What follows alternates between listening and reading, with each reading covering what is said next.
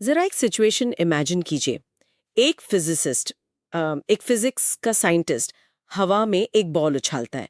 वो मैथ और ग्रेविटी के रूल्स का यूज करके बिल्कुल एग्जैक्ट प्रिडिक्शन कर सकता है कि वो बॉल कितने सेकंड्स बाद और किस जगह पर गिरेगी। हाँ, क्योंकि उस बॉल के पास अपना कोई चॉइस नहीं है। एग्जैक्टली उस बॉल के पास कोई चॉइस नहीं है। अब सोचिए, यही फॉर्मूला अगर हम इंसानों पर अप्लाई करने की कोशिश करें, क्या कोई रिसर्चर एक मैथमेटिकल फॉर्मूला लगाकर ये बता सकता है कि भीड़ में खड़ा एक इंसान अगले 10 मिनट में क्या करेगा? मतलब क्या वो चुपचाप अपने घर जाएगा या अचानक किसी दंगे में शामिल हो जाएगा? सही कहा, क्योंकि बॉल के ऑपोजिट उस इंसान के पास इमोशंस है, उसके अपने मोटिव हो सकते हैं, और सबसे बड़ी बात, उसके पास अपनी एक फ्री विल है, अपनी मर्जी है। और वही मर्जी एक बहुत बड़ा कॉन्फ्लिक्ट पैदा करती है। आज की इस गहन चर्चा में हमारा मेन फोकस वही कॉन्फ्लिक्ट है। आज हम एसेंशियल सोशियोलॉजी बुक से एक बहुत ही इंपॉर्टेंट चैप्टर का डीप डाइव कर रहे हैं, सोशियोलॉजी एज साइंस। ये सच में एक बहुत बड़ा डिबेट है। बिल्कुल। मिशन आज का यही है कि हम समझ सकें कि क्या सच में सोशियोलॉजी एक नेचुरल साइंस की तरह एक स्ट्रिक्टली रिजिड साइंस है, या फिर इंसानों के बिहेवियर को समझने के लिए हमें एक बिल्कुल अलग रास्ता अपनाना पड़ता है, जिसे हम इंटरप्रेटिव डिसिप्लिन कहते हैं। तो आइए इस डीप डाइव में घुसते हैं, क्योंकि अगर हम देखें अर्ली सोशियोलॉजिस्ट का, तो बस एक ही सपना था। वो चाहते थे कि सोशियोलॉजी को किसी तरह एक प्रॉपर साइंस बना दिया जाए। हाँ, अर्ली थिंकर्स जैसे ऑगस्ट कॉम्ट, हर्बर्ट स्पेंसर और एमिल डर्कहाइम, इन सब का एक ही मोटिव था। इन्होंने पूरी कोशिश की कि सोशियोलॉजी एक साइंस बन जाए। इन्होंने एम्फेसाइज किया कि हमें सोशियोलॉजी में साइंटिफिक मेथड को अडॉप्ट करना चाहिए। ऑगस्ट कॉम्टे ने तो शुरू में इसको सोशल फिजिक्स का नाम दिया था, राइट? सही कहा, कॉम्टे ने ही पॉजिटिविज्म का फाउंडेशन रखा। अब ये पॉजिटिविज्म क्या है? ये एक ऐसी अप्रोच है जो ये मानती है कि जो मेथड्स हम नेचुरल साइंसेज में यूज करते हैं, जैसे फिजिक्स या केमिस्ट्री में, वही सेम मेथड्स हम सोसाइटी और ह्यूमन बिहेवियर को स्टडी करने के लिए भी यूज कर सकते हैं। मतलब सोसाइटी को भी एक लैब एक्सपेरिमेंट की तरह ट्रीट करना। एक तरह से हाँ। पॉजिटिविज्म ने कोशिश की कि सोशियोलॉजी कंप्लीटली साइंटिफिक मेथड को अडॉप्ट करे। इसके लिए उन्होंने साइंस के कुछ स्पेसिफिक कैरेक्टरिस्टिक्स बताए जो सोशियोलॉजी में होने चाहिए। जैसे कि? जैसे पहला है एम्पिरिसिज्म, यानी नॉलेज सिर्फ ऑब्जर्वेशन और सेंसरी एक्सपीरियंस पर बेस्ड होनी चाहिए। फिर आता है ऑब्जेक्टिविटी और वैल्यू न्यूट्रलिटी। ऑब्जेक्टिविटी मतलब बिना किसी पर्सनल बायस के देखना, राइट? बिल्कुल। उसके बाद ऑब्जर्वेशन, क्लासिफिकेशन, वेरिफिकेशन, और सबसे इंपॉर्टेंट जनरलाइजेशन, यानी एक ऐसा जनरल लॉ बनाना जो सब पर अप्लाई हो सके। पर मुझे यहाँ एक प्रॉब्लम लगती है। ह्यूमन बिहेवियर इतना सब्जेक्टिव और कॉम्प्लेक्स है कि उसको ग्रेविटी के रूल्स की तरह नापना बहुत अजीब है। इंसान का बिहेवियर हर सिचुएशन में बदल सकता है। तो इस साइंटिफिक मेथड की बहुत सारी लिमिटेशंस होंगी ना सोशियोलॉजी में? बहुत ज़्यादा लिमिटेशंस हैं, क्योंकि ह्यूमन बिहेवियर को आप टेस्ट ट्यूब में डालकर प्रिडिक्ट नहीं कर सकते। और इसी वजह से काफ़ी थिंकर्स ने इस साइंटिफिक मेथड का स्ट्रॉन्ग क्रिटिक दिया, जैसे मैक्स वेबर, कार्ल पॉपर, अडोर्नो और फेराबेंड। कार्ल पॉपर का क्या कहना था इस पर? पॉपर ने कहा कि साइंस की सबसे बड़ी पहचान फॉल्सिफाइबिलिटी है, पर ह्यूमन सोसाइटी के लॉज को आप हमेशा फॉल्सिफाई या टेस्ट नहीं कर सकते। वहीं अडोर्नो और फेयरबैंड ने क्रिटिसिज्म दिया कि अगर आप स्ट्रिक्टली साइंटिफिक मेथड फॉलो करेंगे तो सोसाइटी की डीप अंडरस्टैंडिंग और ह्यूमन एसेंस खो जाएगी। फेयरबैंड ने तो यहां तक कहा कि मेथड एक केज की तरह बन जाता है। अच्छा, अगर हम इन क्रिटिसिज्म्स को एक मिनट के लिए साइड में रखते हैं और मान लीजिए कोई रिसर्चर सच में पॉजिटिविज्म और साइंटिफिक मेथड को यूज करना चाहता है, तो प्रैक्टिकली इसके स्टेप्स क्या होते हैं सोशियोलॉजी में? अगर हम scientific method steps in sociology की बात करें तो ये काफी सिस्टमैटिक होता है। सबसे पहला स्टेप है पर्सपेक्टिव एंड प्रॉब्लम डेफिनेशन। मतलब सबसे पहले आपको प्रॉब्लम डिफाइन करनी है और अपना पर्सपेक्टिव क्लियर करना है कि आप किस नजरिए से स्टडी कर रहे हैं। राइट। फिर उसके बाद डेटा कलेक्शन के बाद ऑब्वियसली उस डेटा को समझना होगा। एग्जैक्टली। तो फोर्थ स्टेप है इंटरप्रिटेशन ऑफ डेटा। यहाँ रिसर्चर्स स्पेसिफिक कॉन्सेप्ट्स यूज करते हैं डेटा को समझने के लिए, जैसे आइडियल टाइप्स और टाइपोलॉजी। ये टाइपोलॉजी क्या होता है? टाइपोलॉजी मतलब डेटा को डिफरेंट कैटेगरीज या टाइप्स में क्लासिफाई करना, ताकि एक पैटर्न समझ आए। और इसी पैटर्न के बेस पर आखिरी स्टेप आता है थ्योरी बिल्डिंग, जहां आप एक फाइनल थ्योरी डेवलप करते हैं जो रियलिटी को एक्सप्लेन करती है। सुनने में तो ये बहुत परफेक्ट प्रोसेस लग रहा है, पर एक डाउट है मुझे। हाँ, बताइए। एक रिसर्चर आखिर में एक इंसान ही तो है। जब एक इंसान दूसरे इंसानों पर स्टडी कर रहा है, तो वो अपना खुद का बायस, अपनी पर्सनल बिलीव्स को साइड में कैसे रख सकता है? डेटा को इंटरप्रेट करते वक्त उसके खुद के वैल्यूज तो बीच में आएंगे ही। ये तो आपने सोशियोलॉजी की सबसे बड़ी डिबेट छेड़ दी।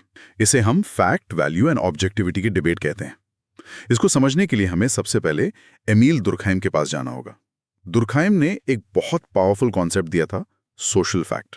सोशल फैक्ट मतलब सोसाइटी के फैक्ट्स? दुर्खाइम के अकॉर्डिंग सोशल फैक्ट ऐसे वेज ऑफ एक्टिंग, थिंकिंग और फीलिंग हैं जो इंडिविजुअल के बाहर एग्जिस्ट करते हैं और उस पर एक कोर्सिव पावर अप्लाई करते हैं। यानी सोसाइटी के रूल्स जो आप पर अपना जोर डालते हैं, आप उन्हें बदल नहीं सकते। ये ऑब्जेक्टिव होते हैं। तो ये फैक्ट हो गया, पर वैल्यू क्या होता है? इनमें डिफरेंस क्या है? बहुत क्लियर डिफरेंस है। फैक्ट का मतलब है व्हाट इज, यानी रियलिटी क्या है, जो यूनिवर्सली सच है। पर वैल्यू का मतलब है व्हाट ऑट टू बी, यानी क्या होना चाहिए। वैल्यू हमारे पर्सनल बिलीफ्स, कल्चर और मोरालिटीज से आती हैं। तो जब रिसर्चर रिसर्च करता है, तो वो अपने वैल्यूज को कंट्रोल कैसे करेगा? इस प्रॉब्लम का सोल्यूशन मैक्स वेबर ने दिया था। उन्होंने दो अलग कॉन्सेप्ट्स बताए, वैल्यू रेलेवेंस और वैल्यू न्यूट्रलिटी। अच्छा, वैल्यू रेलेवेंस मतलब? वेबर ने माना कि जब रिसर्चर अपना टॉपिक सिलेक्ट करता है ना, तब उसके वैल्यूज नेचुरली इन्फ्लुएंस करेंगे। अगर मैं एक पर्टिकुलर बैकग्राउंड से आता हूं, तो मैं वही टॉपिक चूज करूंगा जो मेरे वैल्यू से मैच करता है। इसे वैल्यू रेलेवेंस कहते हैं। ये एक्सेप्टेबल है। तो फिर वैल्यू न्यूट्रलिटी कहाँ आती है? एक बार टॉपिक सिलेक्ट हो गया और जब आप डेटा कलेक्शन और इंटरप्रिटेशन ऑफ डेटा के स्टेज पर आते हैं, तब वेबर कहते हैं कि आपको अपने पर्सनल वैल्यूज बिल्कुल साइड में रख देने चाहिए। रिसर्चर को कंप्लीटली न्यूट्रल होना चाहिए। यही वैल्यू न्यूट्रलिटी है। पर क्या ये सच में पॉसिबल है? मुझे लगता है कंप्लीट ऑब्जेक्टिविटी मेंटेन करना ह्यूमनली डिफिकल्ट है। ये तो एक चैलेंज ऑफ ऑब्जेक्टिविटी बन जाता होगा। बिल्कुल सही कहा आपने। चैलेंज ऑफ ऑब्जेक्टिविटी सोशियोलॉजी में एक बहुत बड़ा इशू है। ऑब्जेक्टिविटी मतलब रियलिटी को बिना किसी पर्सनल बायस के देखना, और सब्जेक्टिविटी मतलब जब हमारे पर्सनल थॉट्स या इमोशंस उस रियलिटी को कलर कर देते हैं। और जैसा आपने कहा, complete objectivity is difficult in sociology, क्योंकि हम सोसाइटी का हिस्सा हैं। तो रिसर्चर्स अपनी बायस को हटाने के लिए करते क्या है? वो अलग अलग टेक्निक्स यूज करते हैं। एक टेक्निक है डबल ब्लाइंड मेथड, जो थोड़ा नेचुरल साइंसेस से इंस्पायर होकर सोसाइटी में अडेप्ट किया जाता है, ताकि रिसर्चर और सब्जेक्ट दोनों को एक्चुअल हाइपोथेसिस ना पता हो। बट सबसे इंपॉर्टेंट कॉन्सेप्ट यहां आता है रिफ्लेक्सिविटी का। रिफ्लेक्सिविटी, इसका मतलब सेल्फ रिफ्लेक्शन जैसा कुछ है क्या? एग्जैक्टली। रिफ्लेक्सिविटी का मतलब है कि रिसर्चर क्रिटिकली अपनी खुद की पोजीशन, अपने बैकग्राउंड और अपने बायसेस को एनालाइज करता है और पब्लिकली एक्नॉलेज करता है। वो मानता है कि हाँ, मेरे अंदर ये वैल्यूज हैं और इनकी वजह से मेरा रिसर्च इस तरफ थोड़ा झुक सकता है। वाओ, ये बहुत ऑनेस्ट अप्रोच लगती है। तो अगर कंप्लीट ऑब्जेक्टिविटी पॉसिबल ही नहीं है, तो रिसर्च की मेथोडोलॉजीज भी तो अलग हो जाएंगी। हाँ, और यहीं से major theoretical trends in research methodology का डिवीजन होता है। दो मेजर कैंप्स बन जाते हैं, पॉजिटिविज्म और नॉन पॉजिटिविज्म। इसे समझना यूपीएससी स्टूडेंट्स के लिए बहुत जरूरी है। तो पॉजिटिविज्म तो हमने अभी थोड़ा डिस्कस किया, ऑगस्ट कॉम्टे और एमिल डॉकहाइम वाला। राइट। ऑगस्ट कॉम्टे ने पॉजिटिविज्म दिया और एमिल डर्कहाइम ने सोशल फैक्ट्स के थ्रू उसको प्रैक्टिकली अप्लाई किया। अगर हम पॉजिटिविज्म को डिटेल में समराइज करें, तो इसके मेन फीचर्स हैं एम्पिरिसिज्म, ऑब्जर्वेशन और क्वांटिफिकेशन। क्वांटिफिकेशन मतलब डेटा को नंबर्स और स्टैटिस्टिक्स में कन्वर्ट करना है ना? हाँ, मैथमेटिकल मेजरमेंट। इसके अलावा पॉजिटिविज्म फोकस करता है कॉज एंड इफेक्ट रिलेशनशिप निकालने पर, जनरल लॉज बनाने पर और ह्यूमन बिहेवियर की फ्यूचर प्रेडिक्शन पर। पर लोग रोबोट्स थोड़ी हैं जिनकी हम प्रिडिक्शन कर लें। इस पर तो पक्का किसी ने ऑब्जेक्शन उठाया होगा। बिल्कुल, यहां से पॉजिटिविज्म का क्रिटिसिज्म शुरू हुआ। पीटर विंच, अल्फ्रेड शुत्ज और हाबरमास जैसे थिंकर्स ने पॉजिटिविज्म की कड़ी आलोचना की। इनका मेन पॉइंट यही था कि ह्यूमन बीइंग्स के एक्शंस के पीछे मोटिव होता है। उन्होंने एम्फेसिस ऑन सब्जेक्टिव मीनिंग पर जोर दिया। तो फिर इन आलोचनाओं से जो नया रास्ता निकला, वही नॉन पॉजिटिविस्ट मेथोडोलॉजीज है। सही पकड़ा आपने। नॉन पॉजिटिविस्ट मेथोडोलॉजीज का इमर्जेंस यहीं से हुआ। इसमें सबसे पहले विल्हेम दिल थे और हाइनरिक रिकर्ट का नाम आता है। इन्होंने बहुत इफेक्टिवली समझाया कि नेचुरल साइंसेज और सोशल साइंसेज में एक फंडामेंटल डिफरेंस है। यहां उन्होंने इडियोग्राफिक वर्सेस नोमोथेटिक अप्रोच का डिस्टिंक्शन दिया। इडियोग्राफिक और नोमोथेटिक, ये दोनों वर्ड्स थोड़े टेक्निकल लग रहे हैं। प्लीज इनको सिंपल टर्म्स में समझाइए। जरूर। देखिए, नोमोथेटिक अप्रोच वो होती है जो नेचुरल साइंसेज यूज करती हैं, जहां आप यूनिवर्सली एप्लीकेबल जनरल लॉज बनाते हैं, सबके लिए एक रूल। दूसरी तरफ आइडियोग्राफिक अप्रोच वो होती है जहां आप एक स्पेसिफिक यूनिक इंडिविजुअल या इवेंट को डीपली समझने की कोशिश करते हैं।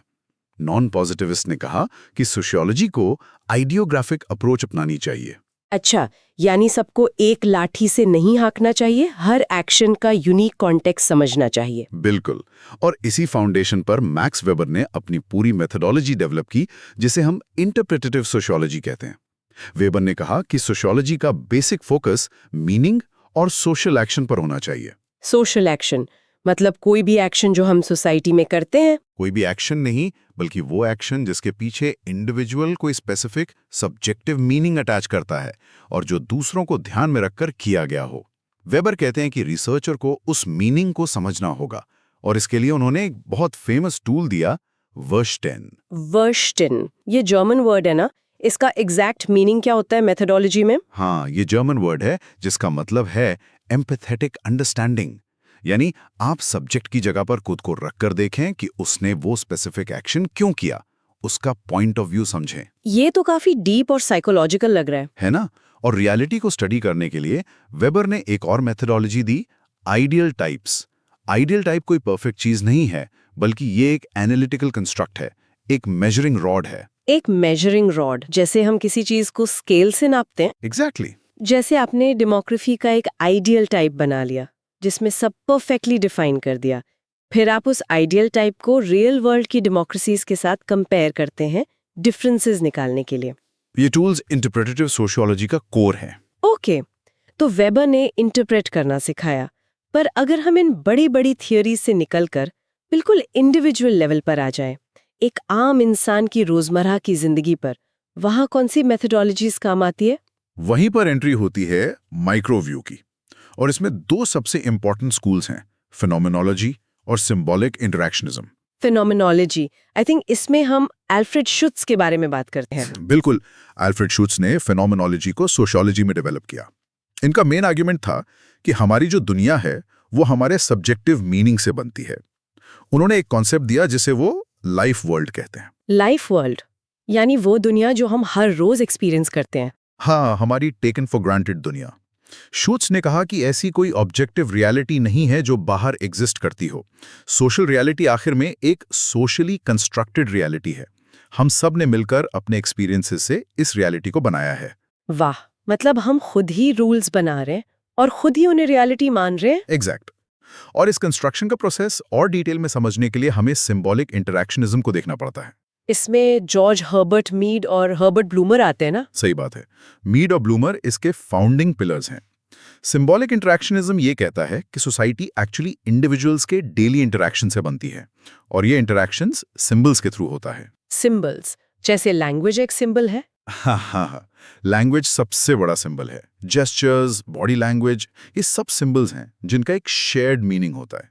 मीड ने इसमें बहुत इंपॉर्टेंट कॉन्सेप्ट्स दिए, जैसे सेल्फ और आई एंड मी का रिलेशन। मुझे हमेशा से चार्ल्स हॉटन कूली का एक कॉन्सेप्ट बहुत पसंद है इसमें, लुकिंग ग्लास सेल्फ। अरे हाँ, लुकिंग ग्लास सेल्फ तो क्लासिक है। उसमें बेसिकली ये बताया गया ना, हाँ। कि हम खुद को सोसाइटी के आईने से देखते हैं।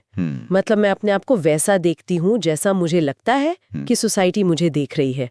हमारा सेल्फ एक्चुअली दूसरों के रिएक्शन का एक रिफ्लेक्शन है। एकदम परफेक्ट एक्सप्लेन किया आपने। और इस इंटरैक्शन को एक लेवल ऊपर लेकर गए अर्विंग गॉफमैन अपने ड्रामाटर्जी के कॉन्सेप्ट से। ड्रामाटर्जी, ये मेरा फेवरेट है। इसमें गॉफमैन कहते हैं कि पूरी सोसाइटी एक स्टेज है और हम सब एक्टर्स हैं। हाँ, गॉफमैन ने कहा कि हम हमेशा एक परफॉर्मेंस दे रहे होते हैं। एक फ्रंट स्टेज होता है जहां हम सोसाइटी के सामने अपने आप को प्रेजेंट करते हैं, और एक बैक स्टेज होता है जहां हम रिलैक्स करते हैं और अपना असली रूप दिखाते हैं। बिल्कुल। तो ये सब दिखाता है कि रियलिटी कितनी फ्लूइड है। पर अब यहाँ एक और बड़ा सवाल उठता है। क्या? अगर रियलिटी सोशली कंस्ट्रक्टेड है, अगर हम सब एक्टर्स हैं और सिंबल से खेल रहे हैं, तो सोसाइटी में इतनी स्टेबिलिटी कहाँ से आती है? सुबह उठकर हमें पता कैसे होता है कि क्या करना है? कियोस्क क्यों नहीं होता? ये तो सच में सोचने वाली बात है। ऐसे तो हर रोज नए रूल्स बनने चाहिए थे। इसी केओस को एक्सप्लेन करने के लिए हैरोल्ड गार्फिंकल ने इथनो मेथोडोलॉजी का कॉन्सेप्ट इंट्रोड्यूस किया। इथनो मेथोडोलॉजी, ये वर्ड पढ़ने में लंबा है, पर इसका एक्चुअल फोकस क्या है? इसका फोकस है एथनो यानी आम लोग और मेथोडोलॉजी यानी उनके मेथड्स। बेसिकली आम लोग अपनी डेली लाइफ को सेंस बनाने के लिए कौन से कॉमन सेंस मेथड्स यूज करते हैं। इसमें एक बहुत इंपॉर्टेंट कॉन्सेप्ट है इंडेक्सिकलिटी। इंडेक्सिकलिटी मतलब? इसका मतलब है कि किसी भी बात या एक्शन का अकेले अपना कोई मीनिंग नहीं होता। मीनिंग हमेशा कॉन्टेक्स्ट पर डिपेंड करता है। जो बात इस रूम में एक मीनिंग रखती है, वही बात अगर सड़क पर बोली जाए तो उसका मीनिंग बिल्कुल अलग हो सकता है। अच्छा, यानी कॉन्टेक्स्ट ही सब कुछ है। हाँ, और इसके साथ ही गार्फिंकल ने रिफ्लेक्सिविटी का कॉन्सेप्ट यहां भी यूज किया, पर अलग तरीके से। उनके अकॉर्डिंग लोग अपनी इंटरैक्शन से कॉन्स्टेंटली इस इल्यूजन को क्रिएट और मेंटेन करते हैं कि सोसाइटी में एक ऑर्डर है। तो इस ऑर्डर को स्टडी कैसे करते हैं ये लोग? इसके लिए वो कॉन्वर्जेशनल एनालिसिस यूज करते हैं, यानी लोग आपस में कैसे बात करते हैं, कहाँ पॉज लेते हैं, कैसे इंटरजेक्ट करते हैं। उन छोटी छोटी डिटेल्स में सोशल ऑर्डर छुपा होता है। ये सच में माइंड ब्लोइंग है कि एक डेली सी बातचीत में भी इतना डीप सोशियोलॉजी इन्वॉल्व है। तो अगर हम आज के इस पूरे चैप्टर और डीप डाइव को समराइज करें तो हमें एक क्लियर पिक्चर मिलती है। अर्ली सोशियोलॉजिस्ट ने पॉजिटिविज्म के थ्रू इसको स्ट्रिक्ट साइज बनाने की कोशिश की। पर ह्यूमन बिहेवियर इतना आसान तो है नहीं कि फॉर्मूला में फिट हो जाए। बिल्कुल, इसीलिए नॉन पॉजिटिविज्म आया, जिसमें वेबर के वर्स्टिन और इंटरप्रेटेड सोशियोलॉजी ने बताया कि हमें मीनिंग समझना पड़ेगा। और उसके बाद माइक्रो लेवल पर फिनोमेनोलॉजी, सिंबॉलिक इंटरैक्शनिज्म और एथनोमेथोडोलॉजी ने यह दिखाया कि रियलिटी एक्चुअली सोशली कंस्ट्रक्टेड है। तो फाइनल कंक्लूजन क्या निकलता है एक स्टूडेंट के लिए? सोशियोलॉजी एक साइंस है या इंटरप्रिटेटिव डिसिप्लिन? कंक्लूजन ये है कि सोशियोलॉजी आज के टाइम में दोनों अप्रोचेस, पॉजिटिविस्ट और नॉन पॉजिटिविस्ट, को ब्लेंड करके चलती है। इसलिए हम कह सकते हैं कि सोशियोलॉजी एक साइंस भी है क्योंकि ये सिस्टमैटिक मेथड फॉलो करती है, और साथ ही ये एक इंटरप्रिटेटिव डिसिप्लिन भी है क्योंकि ये ह्यूमन मीनिंग को इंटरप्रेट करती है। सही बात है, ये बिल्कुल बैलेंस बनाकर चलती है। इससे पहले कि हम आज का एपिसोड रैप अप करें, मेरे दिमाग में एक प्रोवोकेटिव थॉट आ रहा है इन सब थ्योरीज को सुनकर। जरूर शेयर कीजिए। देखिए, अगर हमारी सारी सोशल रियलिटी हमारे डेली इंटरैक्शंस और सिंबल से बनती है, जैसा सिंबॉलिक इंटरैक्शनिज्म और एथनोमेथोडोलॉजी कहते हैं, तो आज के इस डिजिटल एज में क्या हो रहा है? मतलब सोशल मीडिया के कॉन्टेक्स्ट में एल्गोरिदम्स डिसाइड कर रहे हैं। तो क्या हम इंसानों के बजाय अब मशीन्स को अपनी एक नई सोशल रियलिटी कंस्ट्रक्ट करने दे रहे हैं? अरे बाप रे, ये तो सच में एक नया ही डायमेंशन है सोचने का। एक AI driven socially constructed reality, है ना? तो जो भी लोग सुन रहे हैं, इस आखिरी थॉट पर जरूर विचार कीजिएगा। आज का हमारा सोशियोलॉजी एज साइंस का ये डीप डाइव यहीं खत्म होता है। उम्मीद है ये पर्सपेक्टिव और कॉन्सेप्ट्स आपके लिए यूजफुल रहेंगे। बिल्कुल। अगले डीप डाइव में एक और इंटरेस्टिंग कॉन्सेप्ट के साथ आएंगे। तब तक के लिए ऑब्जर्वेशन जारी रखिए।